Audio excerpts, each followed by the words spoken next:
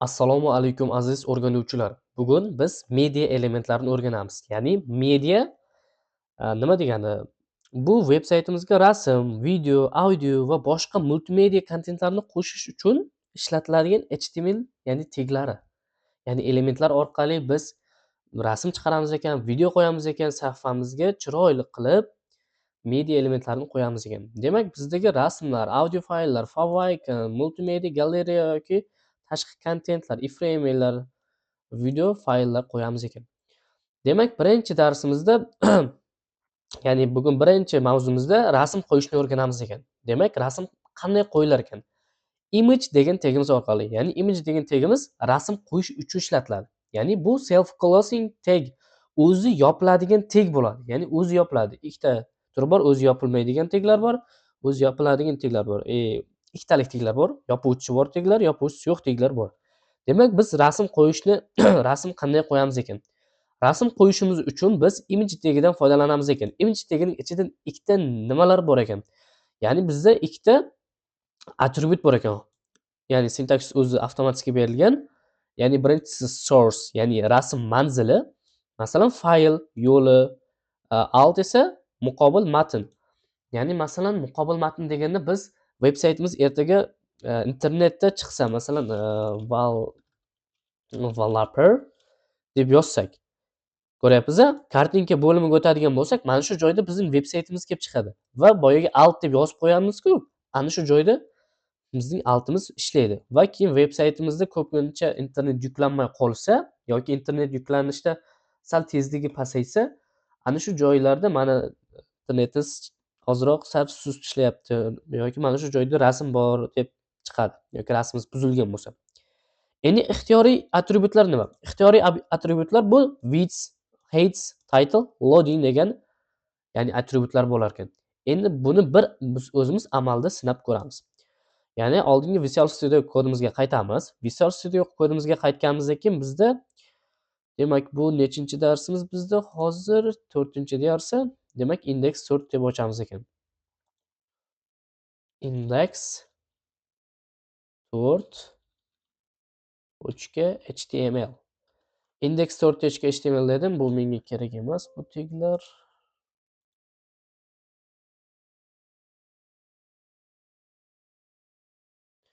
Va HTML ni tashqarida ochib qo'yibman. Buni X qilaman va HTML da bosaman. Ctrl V qo'ysam bo'ldi ishlaydi. Demak, biz strukturamizni chiqarib olamiz. Demak, strukturamiz qanday chiqariladi? Strukturamizda dokumentatsiyamizga yozamiz. Media elementlari deb yozamiz. Demak, birinchi o'rinda rasm qo'yishni o'rganamiz. Rasm qanday qo'yilar ekan? Undan oldin men sal sayzini kichraytirib olay. Ekranimizning sayzi masalan 14 turibdi, buni 16 ga o'tkazaman. O'chiramiz. Buni 16 bo'ladi va Ctrl W qilaman. Buni yana okey, settings 16 emas, 17 qilaylik.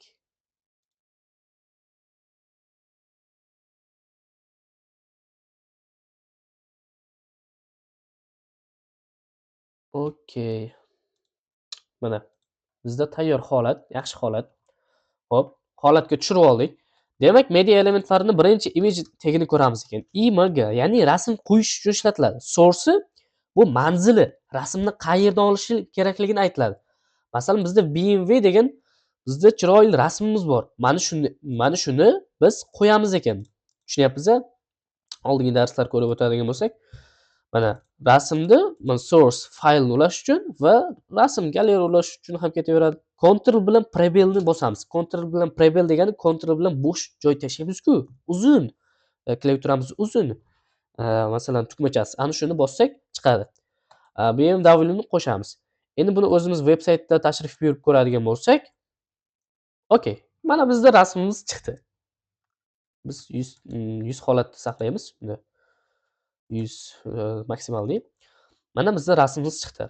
Alt nima uchun ishlatiladi? Boyagidek alt bizda rasm tavsifi, masalan, BMW bu rasm bor deb qo'yaman. Mana BMW ning bu rasm bor dedim. Agar men boyaga source da sal xatolik ketib qoladigan bo'lsa, JPEG da A qo'shib yuboradigan bo'lsam yoki bilmasam, Mana shu joyda nima chiqyapti? BMW bu rasm bor, BMWning rasmi bor deyapti salkam. Mana rasm buzilgan va rasm bor degan narsani chiqaryapti. Demak, buni bilib oldik.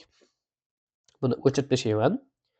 Mana endi bizda ixtiyoriy taglar bor edi. Ya'ni ixtiyoriy taglar width, height, title, loading degandeklar. Masalan, men buni kattaroq qilmoqchi bo'lsam, menga width kerak bo'ladi.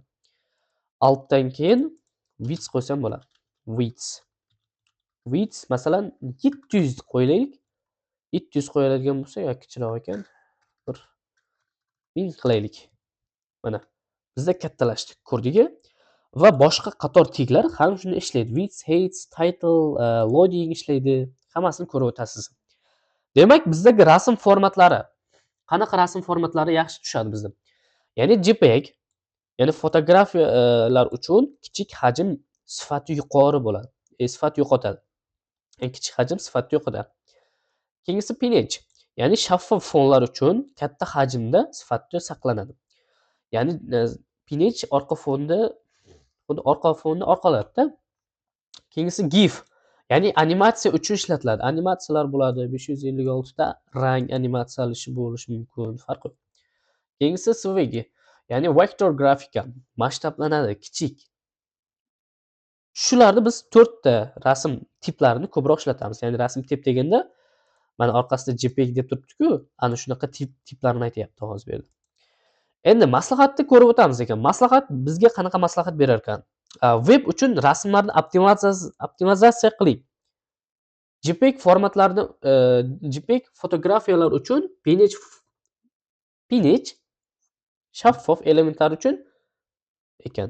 SVG esa ikonkalar uchun ishlatilar ekan. Ya'ni web uchun rasmlarni optimizatsiya qiling deyapti. Xo'p. JPEG fotografiya uchun PNG shaffof elementlar uchun, SVG esa ikonkalar uchun. Xo'p, biz rasm qo'yishni o'rgandik. Mana bizda rasm qo'yildi. Endi mana shuni hech ko'rganmisiz? Masalan, veb saytlarga tashrif buyuradigan bo'lsangiz yoki boshqa saytlarga tashrif beradigan bo'lsangiz, mana shu joyida mana ikonkacha bor. Mana. Mana shu joylari mana shu joylarda ikonkachalari bor. Ko'ryapsiz-a? Mana shu joylarda ikonkachalari bor. Bu ikonkachalarni qanday qo'yamiz ekan?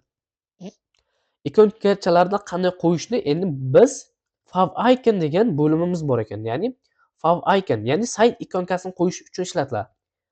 Ya'ni favicon bu brauzer tabida, ya'ni bookmakerlarda va boshqa joylarda ko'rinadigan kichik ikonkacha bo'ladi. HTMLning head qismida joylashadi.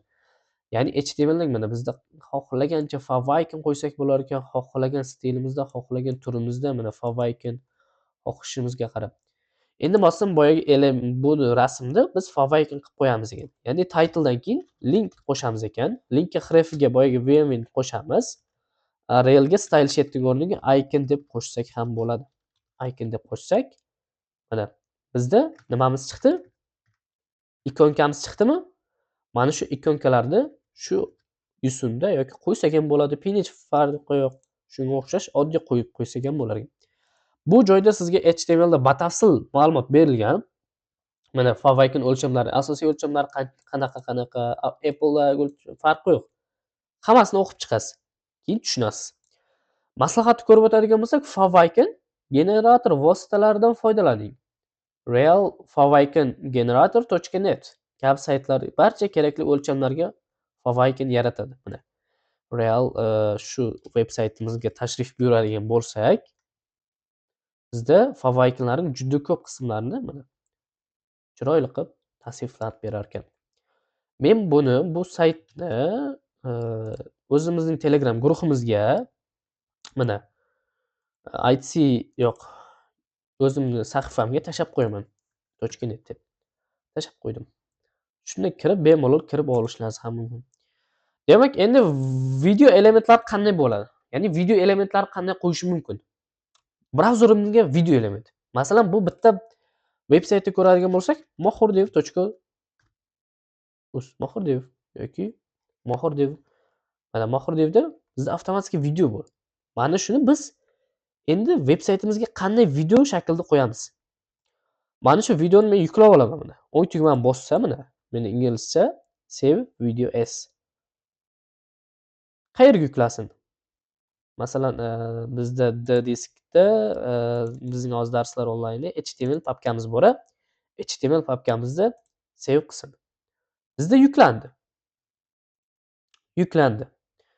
Endi yuklanganda biz uni videoga qo'yamiz degan mana image video degan tagdan foydalanamiz ekan. Video degan source'ga here video deb qo'yamiz. Endi veb-saytga tashrif buyuradigan bo'lsak, mana veb-saytga tashrif buyurdik. Mana menda ishladi. Lekin kontrol qila olmayapman. Kontrol qilishim uchun mana source atribut qo'shaman. Bitta atribut, mana source degan atribut bu boyagi olib berdi. Faylimizni olib berdi. Endi shu joyda controls, ya'ni controls degan atribut qo'shaman. Ana shunda bizda ishlaydi. Audioda ham, videoda ham shu controls qo'ysak, mana bizda kontrol qila olamiz. Kattartiramiz, yuklay olamiz. Farqi yo'q, shunga o'xshash. Ko'rdingmi? Bu juda oson. Mana shuni o'qib ketaveradi. Farq yo'q. Asosiy sintakslarni mana controls, autoplay, mat, loop, preload, procedure va shu qatori video taglarimizdagi atributlarni bemalol ishlatib ko'rasiz. Bemalol. Demak, mana video control style'lar bersak bo'ladi, qanaqa turdagi, qanaqalari bo'ladi, farqi yo'q. Atributlari bor ekan. Controls, autoplay, mated, loop hammasini o'qib chiqasiz. Okay, keyingisi video formatlarini mana MT4, VM, OGV shu qatori qo'ysak bo'lar ekan. Muhimi endi muhim joyini ko'ramiz. Autoplay faqat metod video uchun ishlaydi. Brauzerda foydalanuvchi tajribasini yaxshilash uchun ovozli autoplayni bloklaydi deyapti. Buni tushunib olishimiz mumkin ekan. Brauzerlarda foydalanuvchi tajribasini yaxshilash uchun ovozli autoplayni bloklaydi. Ya'ni kirganda autoplay birdaniga ishga tushib ketishni bloklaydi deyapti. Xo'p, endi audio elementlarini ko'rib o'tamiz. Audio elementlari qanday ishlaydi bizda? Audio tagi veb-saytimizda masalan musiqa eshitamiz-ku, oddiy. Ana shuni aytayapti. Musiqa eshitishimiz uchun bizga boyagi musiqa tagi kerak, ya'ni audio. Audio tagida mana bunda ham source bo'ladi. Ko'ryapsizlar, manba bo'layapti-da hammasi, ya'ni fayldagi biror bir faylda ulayapti. Men musiqa tanlayman. Mana o'zim Telegramga kiraman. Bunga kiraman, o'zimning musiqam bor edi. Okay, mana o'z musiqam. Mana shu musiqani yuklab olaman. Save downloads. Qayerga yuklasin deyapti. Menga boyagi diskdagi darslar onlayn HTML papkamizga mana save qilsin deyapman. Yuklandi уже. Ko'ryapsiz-a? Okay, mana bizga keldi. Mana shu audio source'ni men qo'yaman yana. Veb-saytimizga tashrif buyuradigan bo'lsam, mana menda bormi? Yo'q. Men boya bir aytib o'tib ketdim. Controls degan bizda atribut qo'shishimiz kerak video va audiolar uchun dedim. Controls qo'shsak, mana endi biz kontrol qila olamiz. Mana ishlayapti bizda. Tushunyapsiz-a? Xo'p, mana yuklab olsak ham bo'ladi buni, tezligini oshirsak ham bo'ladi, farqi yo'q. Endi mana uning atributlari bor. Controls, autoplay, loop, mated, shu qatori autoplaylarni ko'rib o'tamiz. Keyingisi iframe, tashqi kontentni joylashtirish. Iframe'ni oldin tushuntirishdan oldin men sizlarga bitta zo'r lifehackni ko'rsataman. Nima bu? Masalan, boyagi veb-saytimizga kirdik, mana shu joyda ikonka qo'ydik, mana favicon. Favicon qo'yganimizdan keyin veb-saytimizda uni ranglasak bo'ladi. Mana shu joylarni ranglasak bo'ladi. Qanday ranglasak? Masalan, men shu qatori buni video qo'yib o'rganman. Mana shunaqa. Meta name, tema color va shu qatori. Meta name, tema color deb qo'ysak ham bo'ladi. Masalan, titledan keyin meta tagini qo'ysak bo'ladi. Meta tagiga nima qo'ysak ham bo'lar ekan? Demak, bizda name, theme color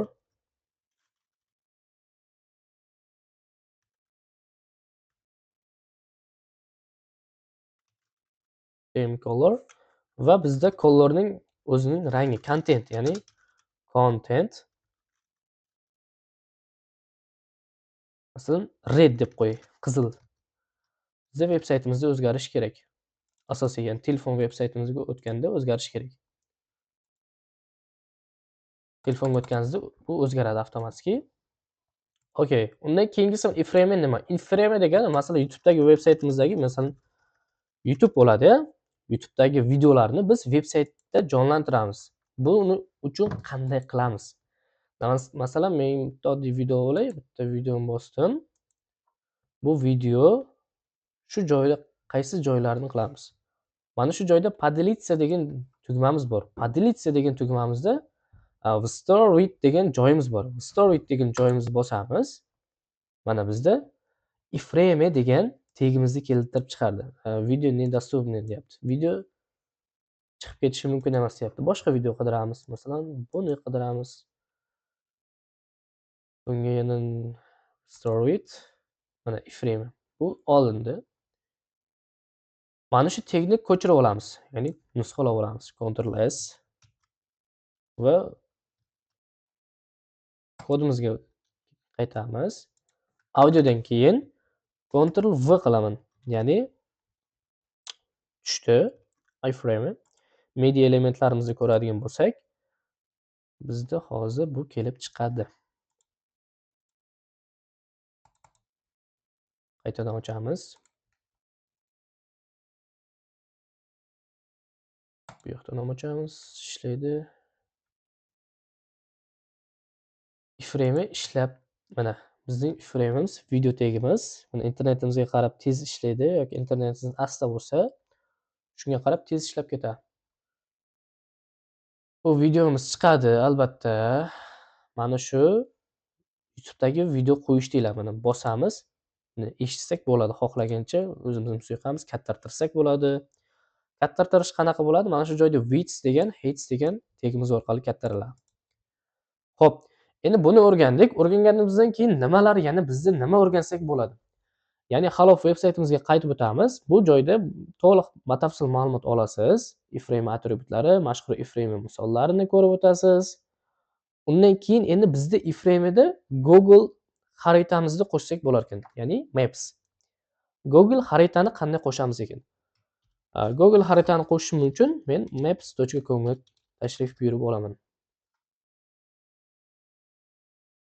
Maps deylik. Bu Maps desam Google da chiqarib beraman. Google Maps ga kirib olamiz. O'zimizning oddiy mana xaritamizni yoki o'zimizning uyimizni yoki o'zimizning shaharimizni veb-saytimizda qo'yamiz, ya'ni jonlantiramiz.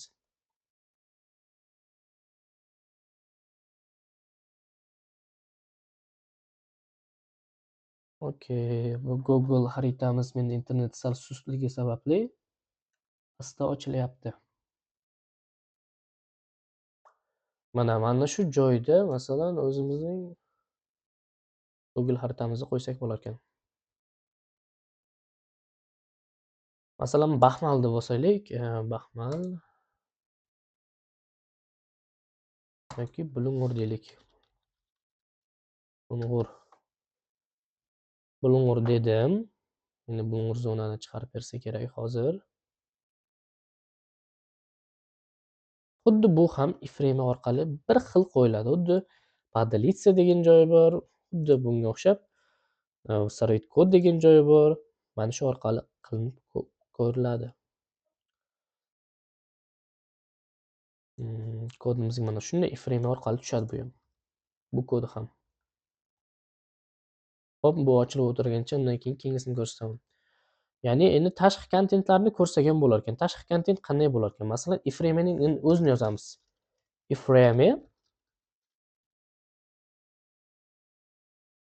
Iframe'ning ichiga mana shu source, ya'ni manzil ulaydigan joyimizga nima qo'ysak bo'lar ekan?